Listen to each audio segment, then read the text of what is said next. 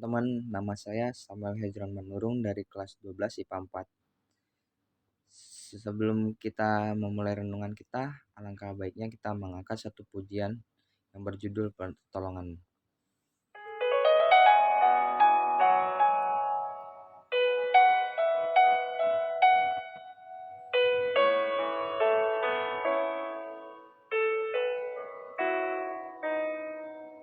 Hatiku tenang berada dekatmu, kaulah jawaban hidupku.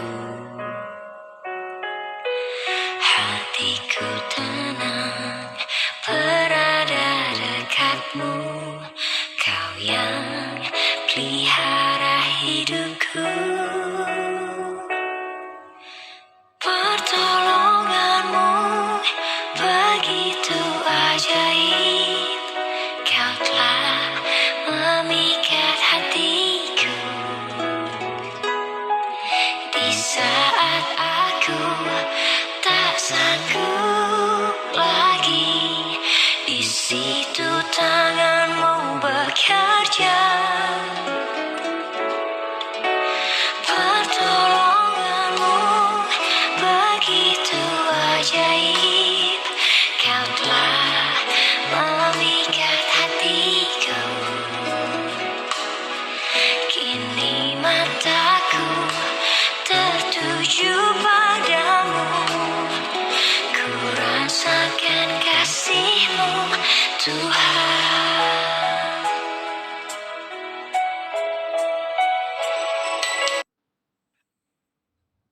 Untuk masuk ke renungan, alangkah baiknya untuk kita memulai berdoa.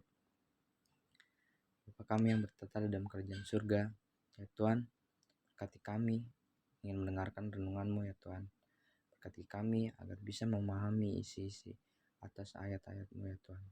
Berkati kami agar kami bisa melakukan hal yang terbaik ya Tuhan.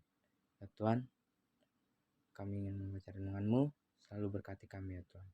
Terima kasih Tuhan. Amin.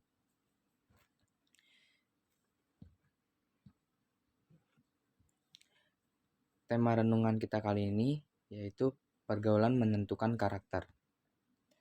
Dalam perjalanan hidup kita, yang menentukan baik buruknya hidup kita itu adalah dengan siapa kita bergaul. Pergaulan menjadi hal penentu utama dalam hidup kita. Jadi kita harus pintar untuk memilih kita berteman dengan siapa.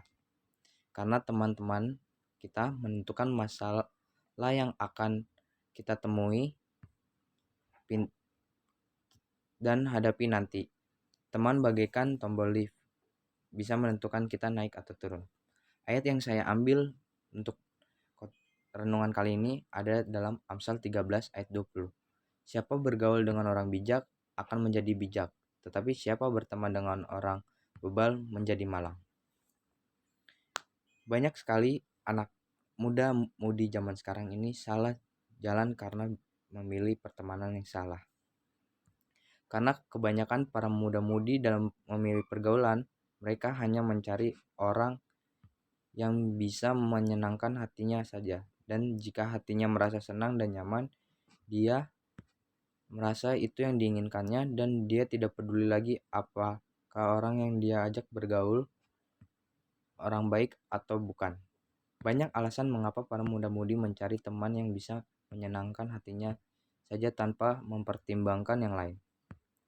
1. Kebanyakan orang-orang memilih pertemanan itu karena merasa senang, merasa di zona nyamannya. Dia sudah senang bertemu dengan teman-temannya, padahal yang dilakukan itu belum tentu hal yang positif, melainkan kebanyakan hal negatif.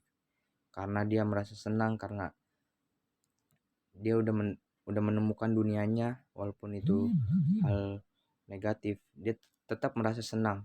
Padahal yang Tuhan inginkan, kamu boleh berteman dengan siapa aja, asalkan kamu tetap mencari karakteristik dalam dirimu sendiri. Kamu harus menjadi garam dan terang dalam dirimu sendiri. Kamu harus selalu menjadi hal positif di antara orang-orang yang melakukan hal-hal negatif. Ada juga yang karena terpengaruh teman-temannya buat nakal, dia buat nakal. Teman-temannya buat jahat, dia buat jahat. Tuhan lebih baik, Tuhan lebih senang melihat kamu menentukan mana pilihanmu. Kalau temanmu berbuat nakal, kamu berbuat baik. Kalau kamu juga bisa membuat temanmu menjadi baik, itu lebih bagus. Karena Tuhan juga menyuruh kita agar kita bisa menyalurkan hal positif di lingkungan kita. Ada juga yang merasa kecewa hidupnya, akhirnya dia jatuh-jatuh ke hal-hal yang negatif. Dia menyalahkan hidupnya gara-gara orang tuanya. Dia akhirnya berlindung di balik dia broken home. Akhirnya dia bilang, lah saya nggak apa-apa, saya melakukan hal ini karena saya broken home. Itu sama aja kamu melakukan hal-hal negatif menggunakan berbagai banyak alasan. Sebaiknya walaupun kamu di antara kita ada yang broken home, sebaiknya kita lebih mengenal Tuhan lagi, kita lebih mendalami isi firman Tuhan. Tuhan pasti akan selalu bantu kita dimanapun kita berada, dimanapun permasalahan kita, Tuhan pasti akan selalu bantu.